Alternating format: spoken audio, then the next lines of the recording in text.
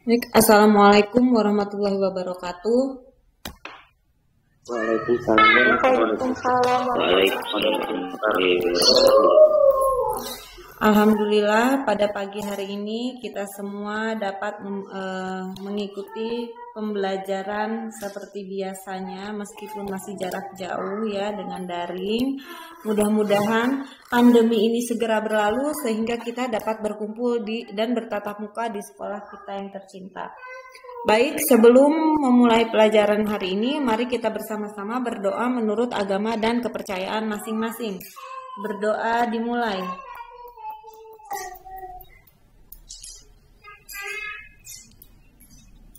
Berdoa selesai. Sebelumnya saya akan mengabsen kalian terlebih dahulu. Saya minta suaranya ya ketika saya absen.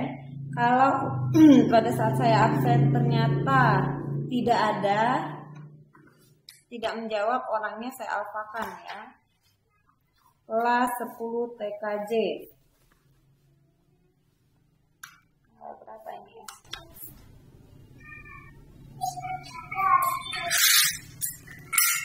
Tanggal 8 ya. Baik, saya panggil Alia Septiani. Iya Bu, hadir. Alia ini Aliyah ya. M. Abu Iya, Bu. Fatah. M. Abu Fatah. Hadir Bu. Muhammad Abu Fatah. Abu Fatah ini anak baru bukan sih? Iya Bu, yang anak baru Bu. Kapan masuknya kamu? Dari bulan apa ya? Agustus kalau nggak salah. Gak ada ya namanya ya. Iya Bu, baru masuk. Jangan-jangan kamu gak pernah ikut meet sama pelajaran saya, kok gak ada namanya?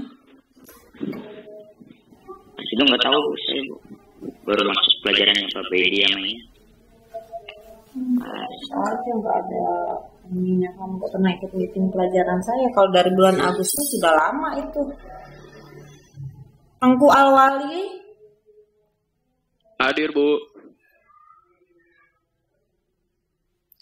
Imade Angga. Hadir Bu. Zakianu Ramadhani. Hadir Bu. Ferdi Syahrian. Hadir Bu. Alvito Rafa. Hadir Bu.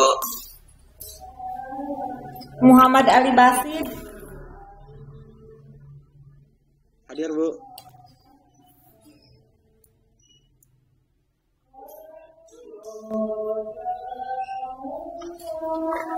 Rizky Prayogo.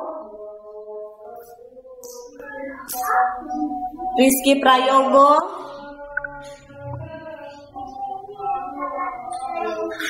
Adi Saputra. Hadir Bu. Putri Utami. Hadir Bu. Oke, berarti yang hadir hanya ada 11 orang ya, kelas 10 TKJ. Bentar.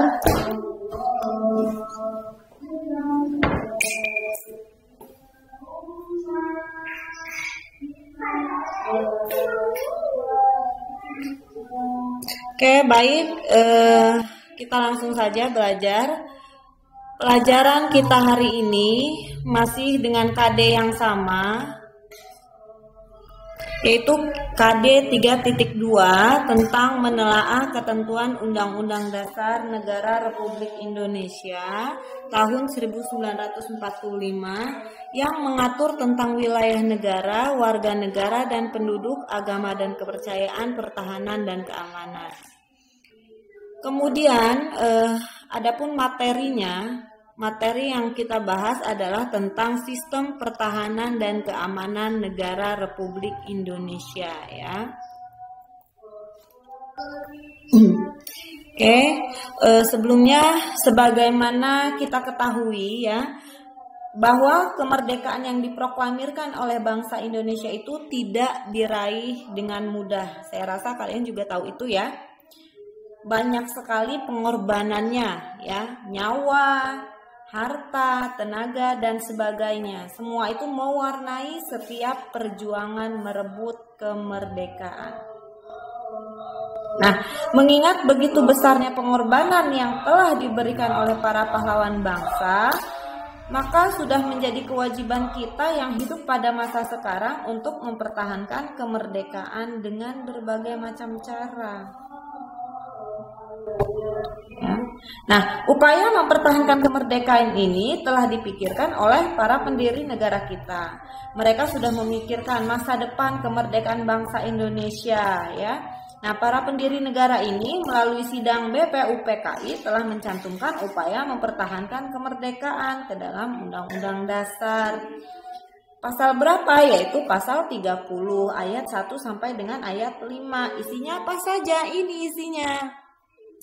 Pasal 30 ayat 1 sampai dengan ayat 5 Undang-Undang Dasar Negara Republik Indonesia tahun 1945 yang menyatakan sebagai berikut. 1. Ini ayat pertama ya.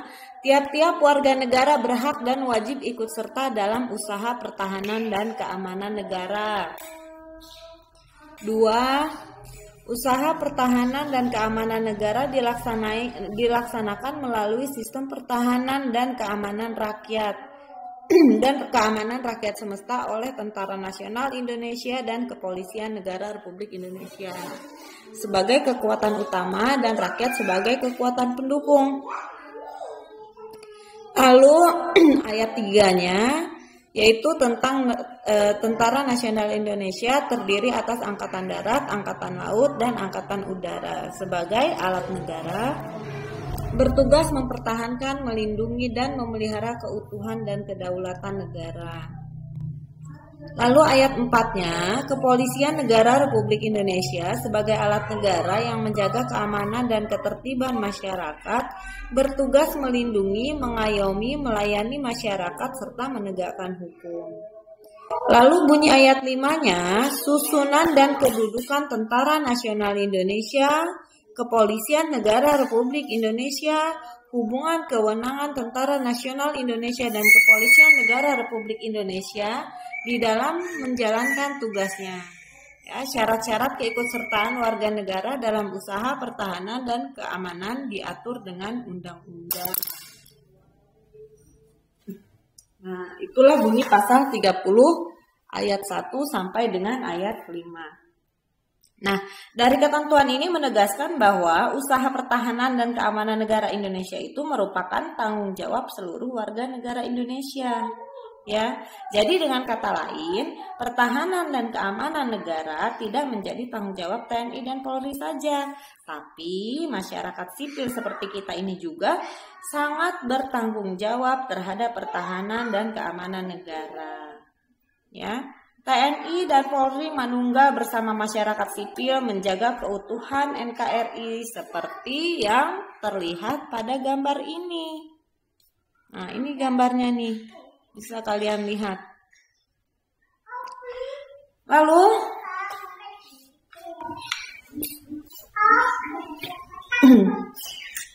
Undang-Undang Dasar Negara Republik Indonesia tahun 1945 juga memberikan gambaran bahwa usaha pertahanan dan keamanan negara dilaksanakan dengan menggunakan sistem pertahanan dan keamanan rakyat semesta atau Sishankamrata ya.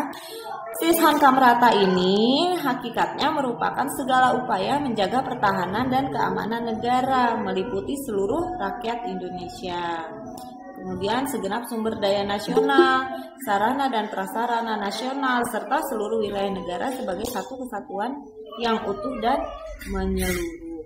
Ya, jadi dengan kata lain, Sishankamrata ini penyelenggaraannya didasarkan pada kesadaran akan hak dan kewajiban seluruh warga negara, serta keyakinan akan kekuatan sendiri untuk mempertahankan kelangsungan hidup bangsa dan negara Indonesia yang merdeka, bersatu, berdaulat, adil, dan makmur. Nah, di sini ada sistem pertahanan dan keamanan negara yang bersifat semesta bercirikan sebagai berikut. A. Kerakyatan, yaitu orientasi pertahanan dan keamanan negara diabdikan oleh dan untuk kepentingan seluruh rakyat. B. Kesemestaan, yaitu seluruh sumber daya nasional didayagunakan bagi upaya pertahanan.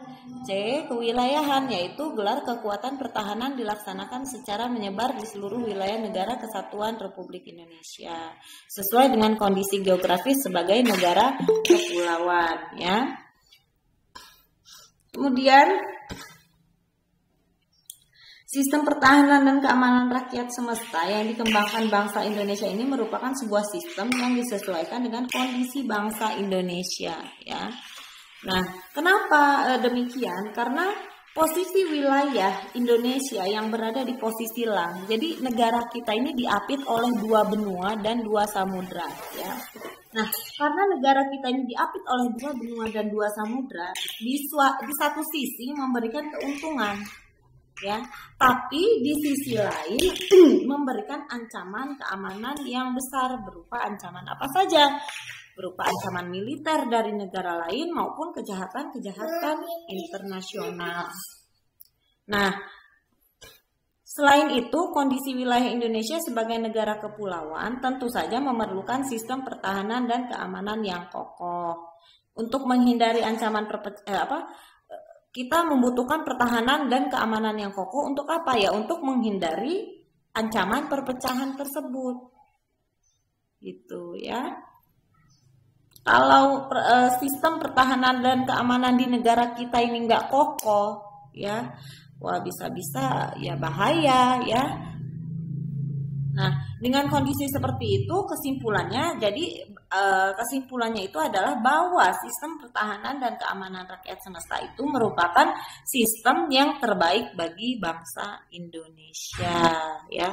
Makanya jangan heran kalau banyak tentara nasional Indonesia yang berjaga di luar kepulauan, misal seperti itu. Ya, itu salah satunya. Ya.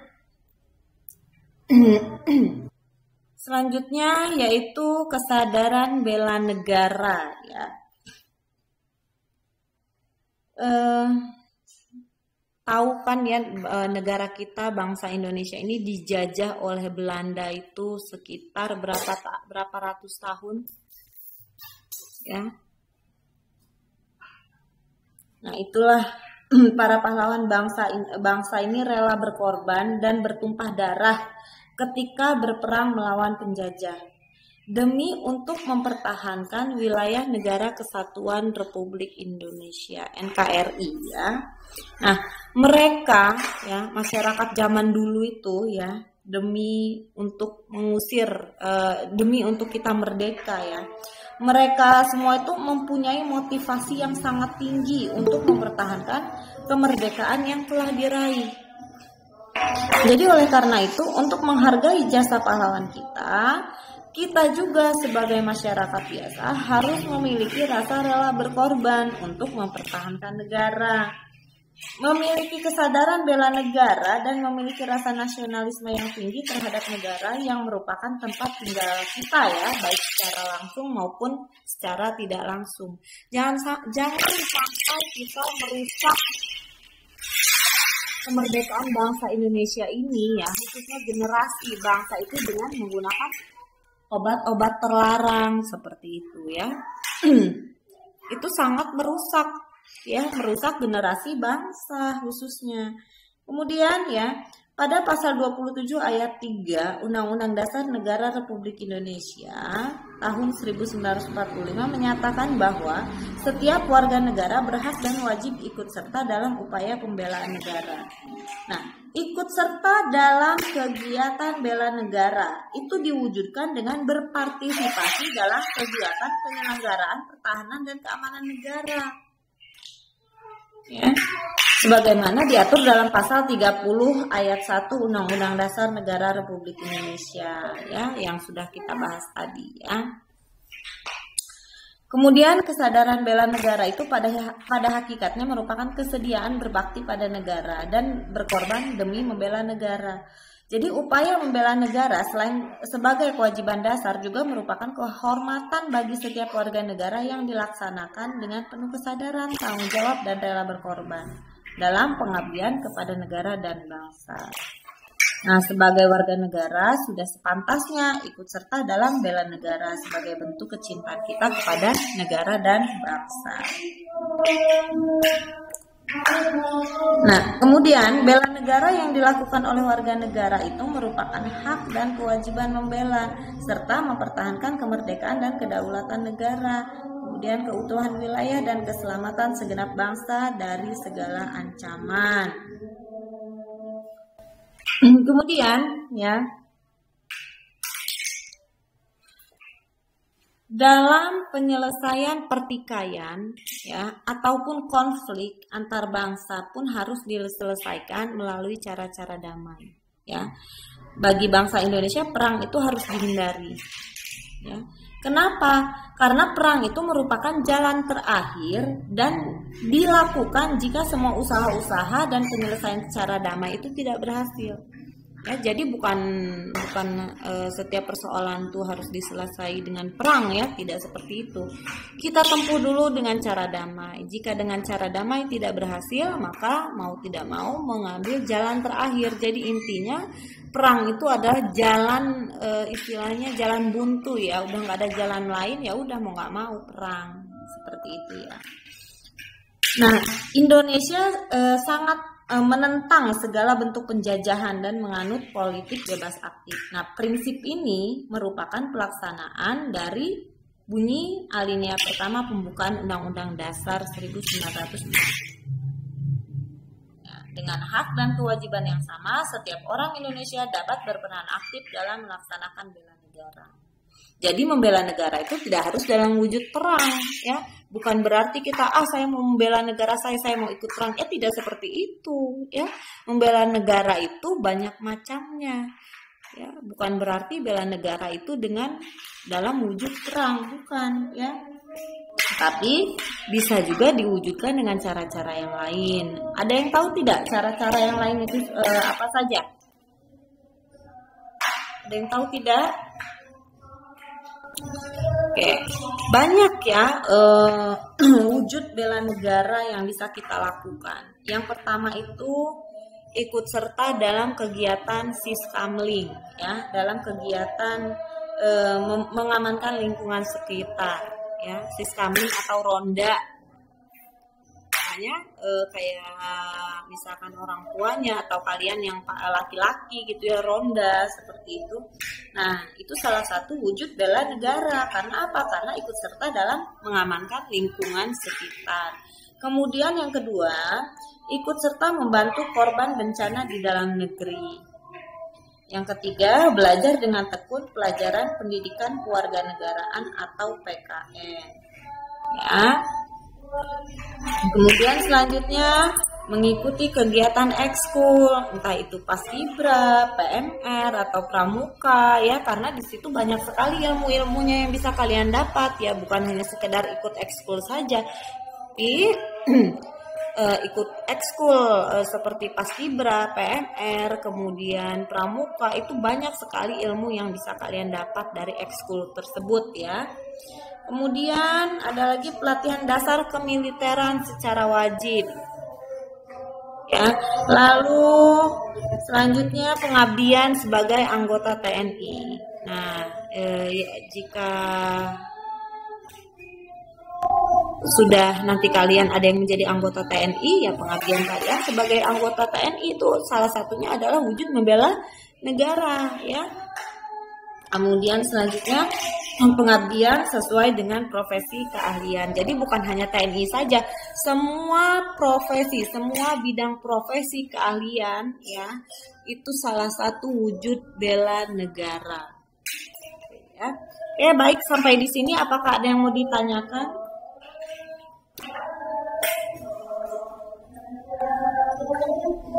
Ada yang mau ditanyakan tidak?